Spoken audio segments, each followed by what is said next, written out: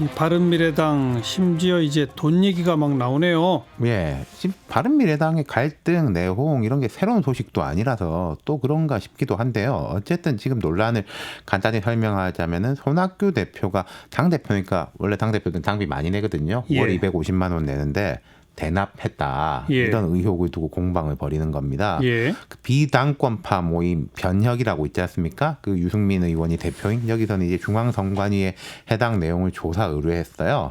이준석 전 최고위원이 얼마 전에 당윤리위에서 최고위원직을 박탈당했는데 오늘 요걸 이제 폭로한 거예요. 네, 선 네. 대표의 당비가 2019년 1월부터 7월까지 최소 7번에 걸쳐서 타인 계좌에서 입금이 됐다. 근데 이제 정당법은 당비는 다른 사람이 대납 못하게 하거든요. 예. 경선이라든지 이런 데 이제 부정으로 쓰일까봐 그런 것인데 예. 이 사실을 해명 못할 경우에 당원 자격 정지와 더불어 대표직이 거리되는 모습도 볼 수 있다. 이렇게 주장했어요. 거기에 대해서 손학규 대표 측 해명도 있긴 했죠. 예, 타인 명의의 계좌에서 나간 건 맞다는 거예요. 그러니까 어떤 식의 경로냐면 손 대표의 개인 비서가 임헌경 전 사무부총장 계좌에 돈을 보내면 그 사무부총장이 당비 처리를 했다 이런 것인데 손 대표 쪽에 이제 이야기를 요약하자면은 내가 돈 심부름을 시켜가지고 비서가 사무총장을 보내서 간 거지 이 대납이란 것은 말하자면 뭐 제3자가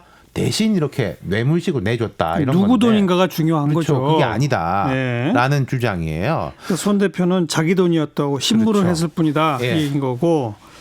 그다음에 여기 이제 반대쪽에서는 이거 좀 사실관계를 밝혀봐야 된다 네. 이런 거고요. 네. 근데 이게 사실관계가 문제가 아닌 것 같은 게 저는 보통 정당에서 이제 갈등도 있죠. 항상 주류 비주류의 갈등이 있는데 쪼개지기 전에는 볼 꼴 못 볼 꼴 다 보이다가 결국 쪼개지는데 예. 바른미래당도 이제 이까지 왔다, 갈 그렇죠. 때까지 갔다 이런 느낌이에요. 예. 사실 얼마 전까지만 해도 손학규 대표가 말이나마 같이 가자. 손학규, 안철수, 유승민이 힘을 합치면은 총선 때 큰 일을 할 수 있다. 뭐 이렇게 이야기를 했고 비당권파 쪽에서도 손 대표 당권만 내놓으면은 다 잘 된다. 이런 말을 했는데 요새는 이제 뭐 대놓고 나가라. 그래 나간다. 이런 식이죠. 뭐 12월 탈당하겠다는 얘기까지 구체적으로 나왔잖아요. 이건 이제 아주 실리적인 부분이 있는데 당권파 입장에서도 그렇고 비당권파 입장에서도 그렇고 교섭단체라는 지위가 아주 소중하거든요. 예. 지금 이제 원내대표 협상을 비롯한 여러 국회 논의에서 바른미래당이 제3당으로 주요 플레이어지 않습니까? 예. 근데 이제 12월 정기국회가 끝나면 내년 총선까지 4개월 남는데 사실상 국회가 할 일이 별로 없어요. 다 총선 준비고. 예. 그러니까 그때까지는 있자. 여기에 대해서는 뭐 당권파든 비당권파든 다들 좀 공감대가 있는 것 같아요. 그러니까 12월 국회까지는 있자. 그렇죠. 예. 그런 맥락에서 이제 순차 탈당 이런 이야기가 나오는 것이고 민주평화당 같은 경우에야 어차피 교섭단체가 아니었으니까 그냥 탈당을 했는데 바른미래당은 제가 말씀드린 이런 그렇군요. 문제가 있는 거고요. 그리고 보수통합이냐 아니면 제3지대 신당 창당이냐 이것도 결론이 난 건 아니죠. 그렇죠. 그 최근에 이제 변혁의 대표인 유승민 의원 애초에 뭐 안철수하고 같이 하겠다 어디까지라도 찾아가겠다 이런 이야기를 했고 또 변혁의 안철수계 의원들도 포함되어 있습니다.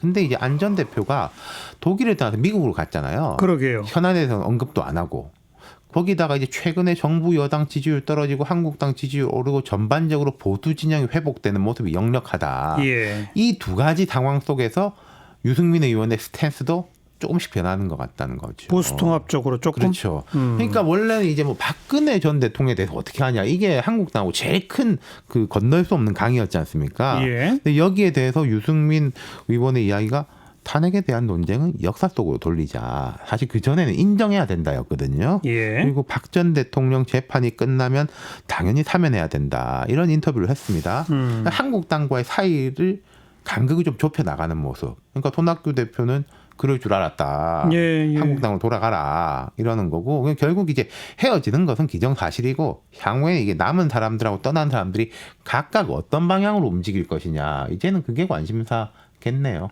이미 헤어지기로 결론 났다. 그렇죠. 그렇죠. 수고하셨어요. 감사합니다. 윤태곤 실장이었어요.